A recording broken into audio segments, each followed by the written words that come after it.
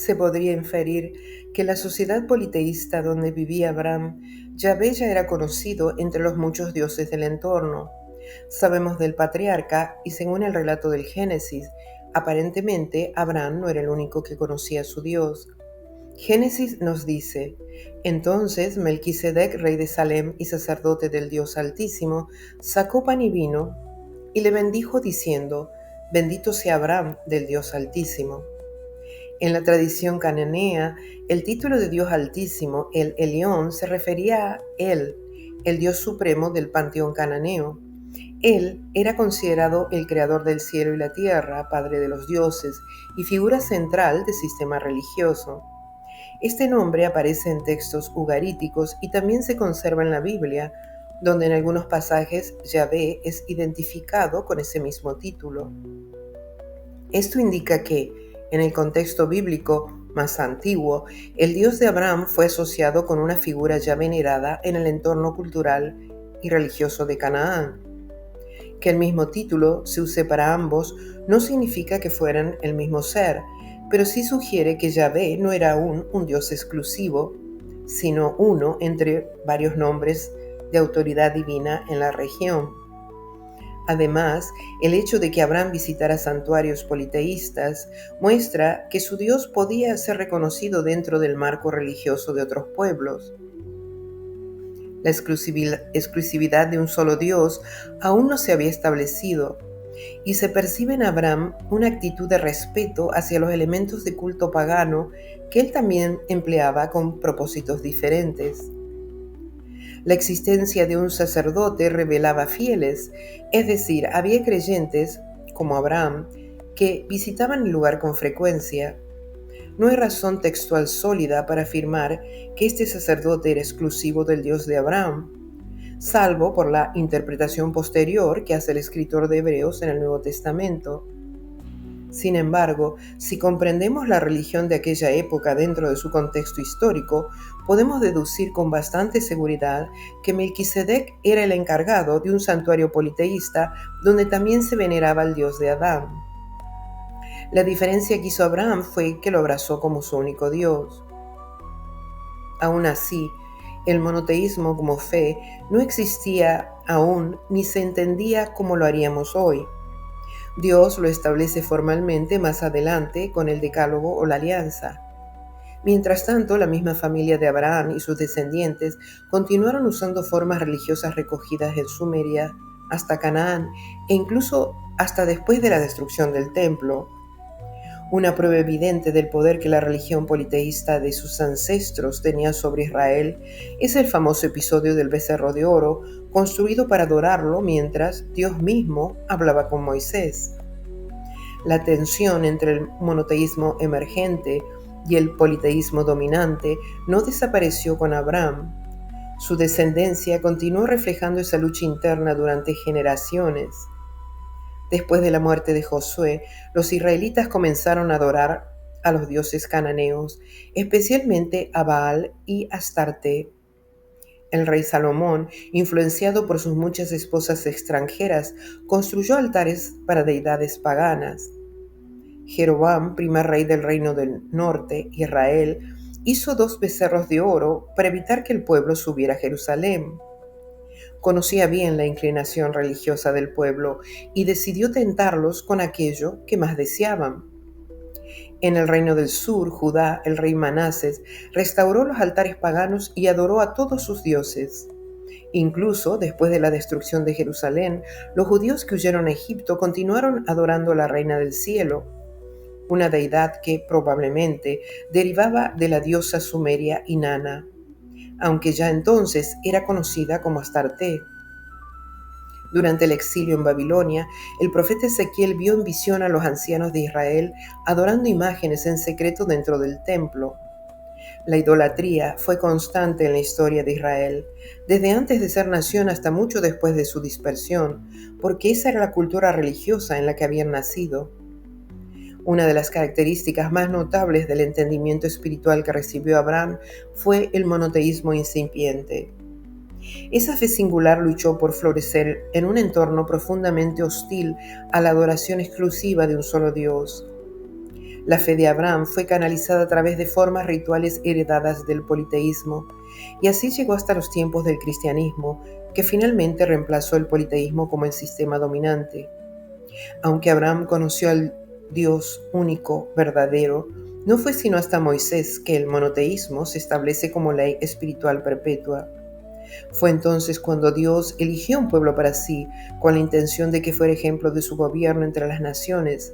Sin embargo, Israel resistió ese llamado, aferrándose a las prácticas religiosas de las naciones politeístas, que tanto admiraba.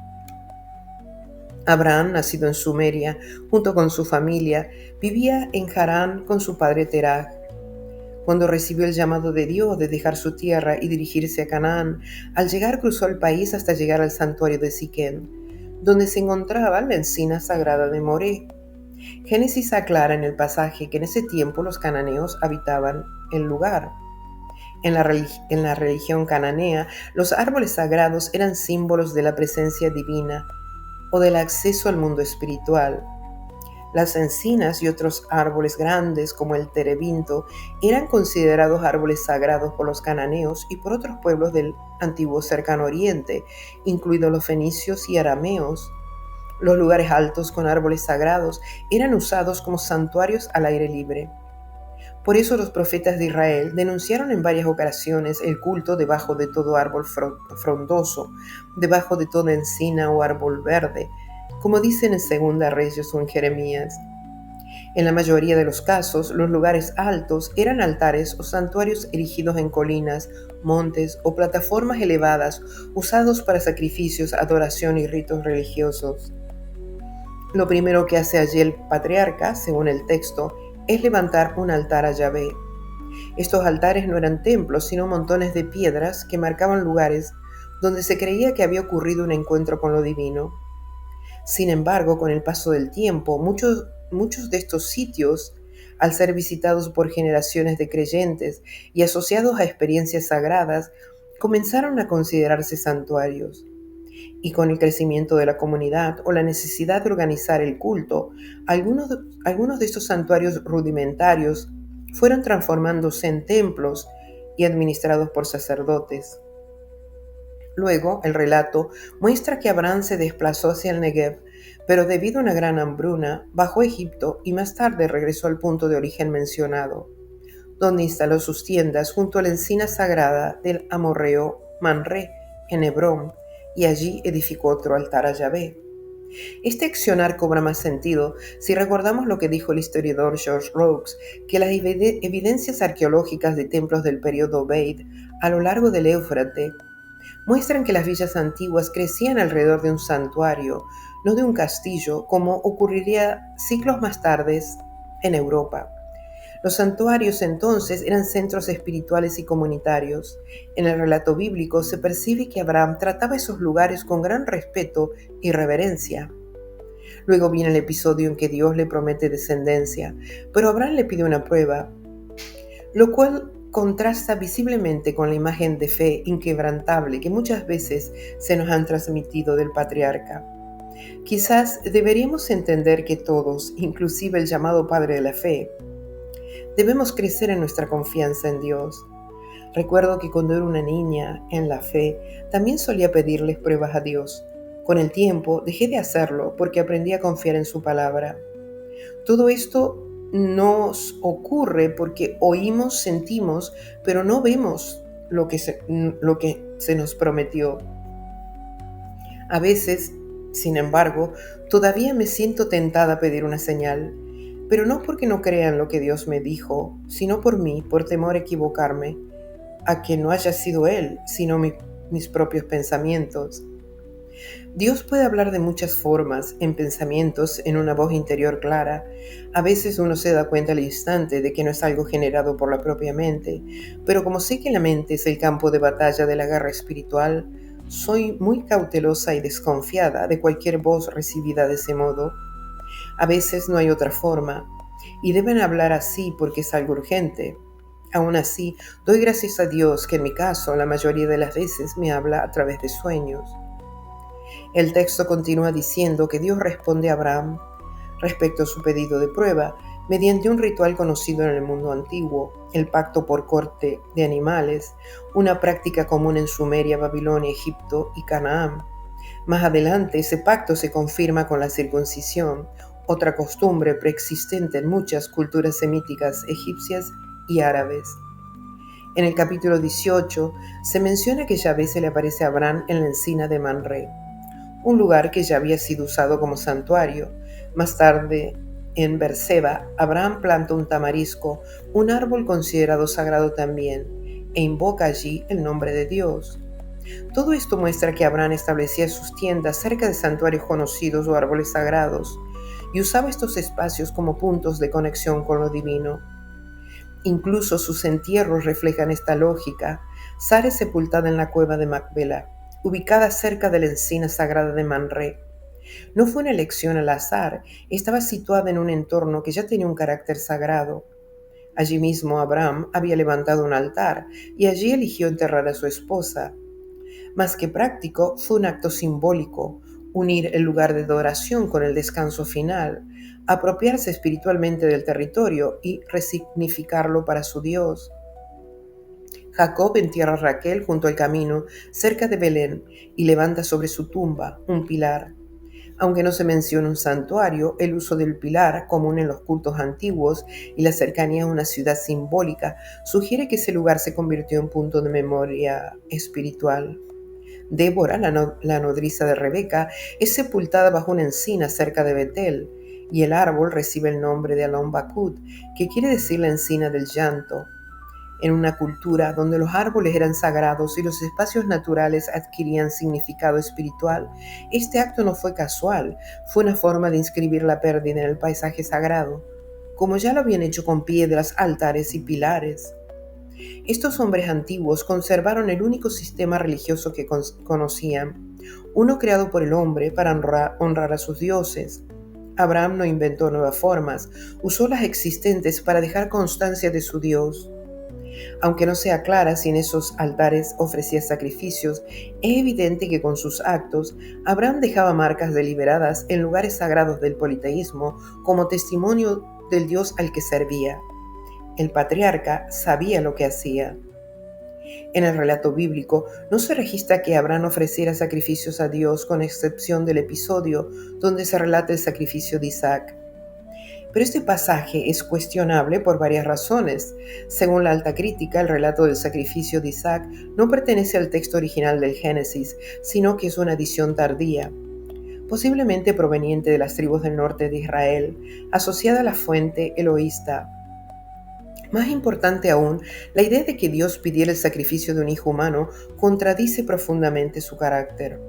Si tomamos en cuenta la voz de los profetas, veremos que no solo se pone en duda el mandato del sacrificio de Isaac, sino que se afirma con claridad que Dios nunca ordenó sacrificios humanos, ni siquiera los imaginó. El ministerio profético surgió precisamente para confrontar las creencias espirituales erradas del pueblo, creencias que los llevaban a realizar prácticas que Dios consideraba abominables. En tiempos del profeta Jeremías, Dios denuncia con firmeza: y han edificado altos lugares a Baal, que está en el valle de Ben Hinón, para hacer pasar por el fuego sus hijos en holocausto a Moloc, lo cual no les mandé, ni subió en mi pensamiento, que hiciesen esta abominación para hacer pecar a Judá. Este Baal, según estudio de las religiones antiguas, era en sus orígenes el dios sumerio Enlil, aunque con otro nombre. Como ya sabemos, Enlil era considerado el creador mismo del sistema religioso, incluyendo los sacrificios, el sacerdocio y la liturgia en los lugares altos, como indican los registros cuneiformes de la primera civilización humana. Estas creencias, adoptadas por los pueblos vecinos y heredadas por los israelitas, modelaron un sistema que se distanció del Dios verdadero, cuya voz los profetas trataron de restaurar. Las palabras de Jeremías dejan en claro que Dios no solo rechazaba los sacrificios humanos, sino que los consideraba una repulsión. Hay que notar además que cuando Dios dice, lo cual no les mandé ni subió en mi pensamiento, que hiciesen esta abominación para hacer pecar a Judá, está dejando en claro que no incita al pecado ni ordena actos perversos. De sus propias palabras se infiere que tampoco probaría la fidelidad de alguien pidiéndole cometer una abominación, porque él conoce el corazón humano. Entonces, ¿cómo se concilia este carácter con la historia de Abraham e Isaac, donde se presenta a Dios pidiendo algo que él mismo condena? El Nuevo Testamento elabora esa escena como una prueba de fe, diciendo que Dios quiso probar a Abraham pidiéndole que ofreciera en holocausto a su hijo. Pero ¿acaso necesita Dios, que conoce los corazones, llevar al extremo de pedir un asesinato a un hombre para probar su fidelidad? ¿Tiene Dios que tentar al ser humano con una acción que luego él mismo condena como una abominación? La lógica espiritual de los profetas choca con esta idea. El mensaje de Jeremías y otros profetas no solo niega la legitimidad espiritual de los sacrificios humanos, sino que nos muestra a un Dios que aborrece esa práctica y la atribuye a la corrupción de las creencias del pueblo. El mismo Nuevo Testamento dice con claridad en la carta de Santiago que cuando alguno es tentado, no diga que es tentado de parte de Dios, porque Dios no puede ser tentado por el mal, ni Él tienta a nadie. Este versículo es directo, Dios no tienta a nadie. Y el texto incluso aclara que ni siquiera puede ser tentado por el mal, estableciendo una distancia absoluta entre Dios y cualquier tipo de prueba maliciosa. Sin embargo, esto entra en tensión directa con Génesis 22:1, que dice: Aconteció después de estas cosas que probó Dios a Abraham. Algunas traducciones dicen tentó en lugar de probó. Y aún más con la teología del Nuevo Testamento, que interpreta ese episodio como modelo de obediencia suprema y lo compara con el sacrificio de Jesús, como si Dios necesitara una muestra de obediencia basada en la disposición a matar o cualquier otra acción que considera una maldad. ¿Cómo puede el mismo Dios que dice, nunca imaginé que se hiciera tal abominación en Jeremías y que no tienta a nadie en Santiago, haberle pedido a Abraham que matara a su hijo como muestra de fe? El texto de Santiago también deja implícito que si alguien tienta, no es Dios. En ese contexto, la tentación proviene del mal deseo o del maligno, como se interpreta en otros pasajes. Esto da más peso a la sospecha de que la narración del sacrificio de Isaac no refleja la verdadera voz de Dios, sino una construcción influenciada por religiones que sí practicaban los sacrificios humanos. Algunas interpretaciones neotestamentarias y los textos levíticos trastornaron la imagen y el carácter de Dios, presentándolo como un ser que exige derramamiento de sangre para satisfacer su justicia, aromas de grasas asadas para calmar su enojo y animales sacrificados como alimento. Esta visión ritualista influyó en el desarrollo de la doctrina cristiana del sacrificio expiatorio que presenta a Jesús como la víctima definitiva. Sin embargo, esta perspectiva distorsiona la esencia de un Dios justo y misericordioso. Un Dios verdaderamente justo no exige la muerte de un inocente para ejercer su justicia. ¿Quién de nosotros, siendo imperfectos, pediría la muerte de un justo como precio para reparar el daño? Esa es una lógica contraria al amor y a la justicia. Reemplaza la misericordia por el ritualismo y transforma a Dios en una representación que no es. Como mencioné en el falseamiento de la voz de Dios, el autor de la carta a los Hebreos no reconoció el sistema de sacrificios como un error humano, sino que lo reemplazó por una figura aún más radical, el sacrificio de un hombre. Sin embargo, esta no fue una simple reinterpretación espiritual, sino una maniobra doctrinal que encaja con el pensamiento de ciertos sectores religiosos de su época. Después de la destrucción del templo, varios grupos dentro del judaísmo, como los fariseos y los escribas, comenzaron a apartarse del ritual de los sacrificios, priorizando el estudio, la oración y la justicia. Esta transición revela que incluso quienes habían copiado, enseñado y defendido el sistema ya no lo consideraban válido ni necesario. Es razonable pensar que el autor de los Hebreos pertenecía al círculo de los escribas o del sacerdocio debido al conocimiento técnico que demuestra sobre las leyes levíticas. Su intento de justificar el fin de los sacrificios, apelando a una nueva alianza con un sacrificio superior, no fue un simple acto de fe, sino una maniobra consciente de quienes, una vez más, manipularon la ley de Dios para adaptarla al nuevo contexto. Después del año 70, con el templo destruido y el sistema de sacrificios interrumpido, los grupos religiosos enfrentaron una crisis de identidad. ¿Cómo relacionarse con Dios sin templo, sin altar, sin sacerdocio y sin sangre? Ya en el siglo VI a.C., durante una crisis similar, Dios había confrontado la falsa seguridad del pueblo que creía que su templo y sus rituales los protegerían, sin importar su desobediencia. En ese contexto, Dios declaró por medio de Jeremías: no confíen en palabras de mentira, diciendo: templo de Yahvé, templo de Yahvé, templo de Yahvé es este. Vosotros confiáis en palabra de mentira, que no aprovechan. Hurtáis, matáis, adulteráis, juráis en falso, quemáis incienso a Baal, y vais tras dioses extraños que no habéis conocido, y ahora venís y os presentáis delante de mí, en esta casa sobre la cual es invocado mi nombre, y decís: somos libres, para seguir haciendo todas estas abominaciones. Es cueva de ladrones delante de vuestros ojos esta casa, sobre la cual es invocado mi nombre. Esto también yo lo veo, dice Yahvé. Jeremías 7, 14, 11. Con estas palabras denunció la confianza puesta en un edificio mientras el pueblo vivía en injusticia. El templo, en lugar de ser un lugar de encuentro con lo divino, se había convertido en refugio de hipocresía y mentiras. Aún así, siglos después de esta advertencia, tras la destrucción del segundo templo, algunos eligieron levantar una nueva doctrina sobre los mismos cimientos, un sacrificio más perfecto, ofrecido en lugar del antiguo sistema, pero con la misma lógica ritual que Dios ya había rechazado. Algunos, como los fariseos, optaron por preservar su identidad mediante el estudio de la ley, la oración y la ética. Pero otros, como el autor de Hebreos, buscaron una salida teológica para evitar reconocer una verdad que los profetas ya habían declarado siglos antes: que el sistema sacrificial no fue instituido por Dios, sino creado por los hombres, y que en Israel su redacción fue obra de los escribas. Para sostener esa estructura, algunos reinterpretaron la muerte de Jesús como un sacrificio único y eterno.